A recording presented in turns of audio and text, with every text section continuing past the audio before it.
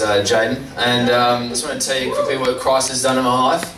So I grew up in this church, and my parents were saved. I was raised in a good home, good morals, except, you know, of course, me being a boy, I was filthy rotten, and I was always doing just the randomest stuff as a kid, you know, running around in school, you know, saying the fire truck word too many times in the playground, and then my mum getting word of it. I was like, oh no, here we go. And you know, I was a filthy sinner when I was younger. Me and my brother together, filthy sinners. Even when we were younger. And you know, we did the dumbest stuff. Like even my sister was in it. You know, she would dress me and Jordan up in girls' clothing, and my dad would busting it. Oh no, I'm raising trannies. You know, we'd steal my mum's handbag, you know, and have all the chewies, you know. And she'd come and go, where'd you get all the chewies from?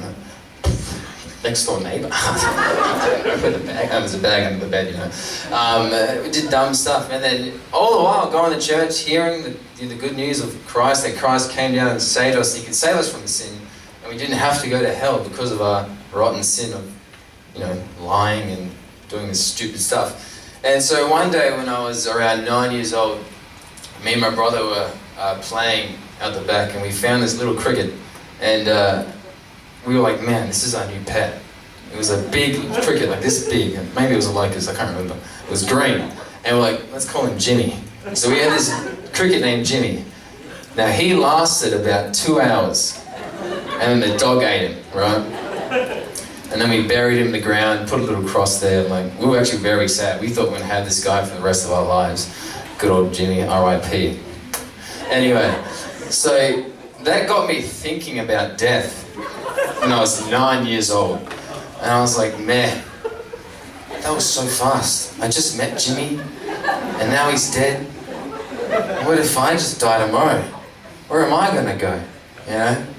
And at that time I thought animals went to heaven and hell, but you know, we'll get there later. And so the next time I was in church, I was really thinking about it, you know, man, where am I going to go when I die? It was a real, like, revelation point. And at 9 years old, I was like, do you know what? I'm a sinner. I need Christ to come in and save me from my sin so I can go to heaven.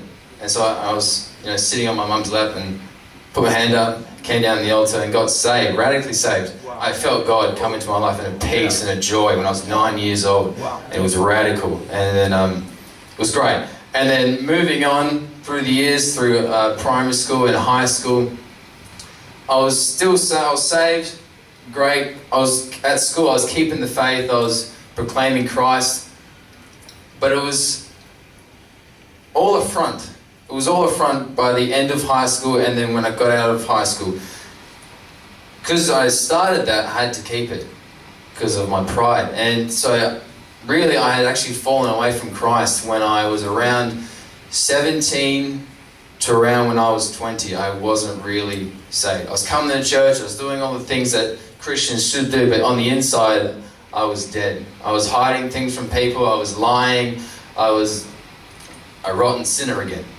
And then I came to a realization point about 2 years ago that, what am I doing in my life? This is weird. Why am I being at church and not being who I am saying I'm being? And behind closed doors, I'm someone completely different. So I looked at myself, I just saw myself in the mirror, and I was like, you need to get your life sorted. So the next service, I just needed that joy that I felt when I was 9 years old. And so previously, you know, guys were coming back, because I thought I wanted to leave church, but guys were coming back, and they, from leaving church, doing the things that they wanted to do, and then coming back to church, and they said, it's not worth it. It doesn't satisfy you. It's fun, but there's no satisfaction whatsoever like you get here in church. And so I thought, I don't want to do that. I don't want to do any of that. I don't want to I've never tasted alcohol, done drugs or anything. And I thought, I just want to keep my heart right and I want to just get saved. So I gave my life to Jesus Christ when I was 20 years old.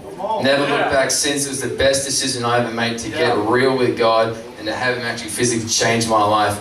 And it was the best thing I'd ever done. And yeah, I've got to say it, but tomorrow I'm getting married.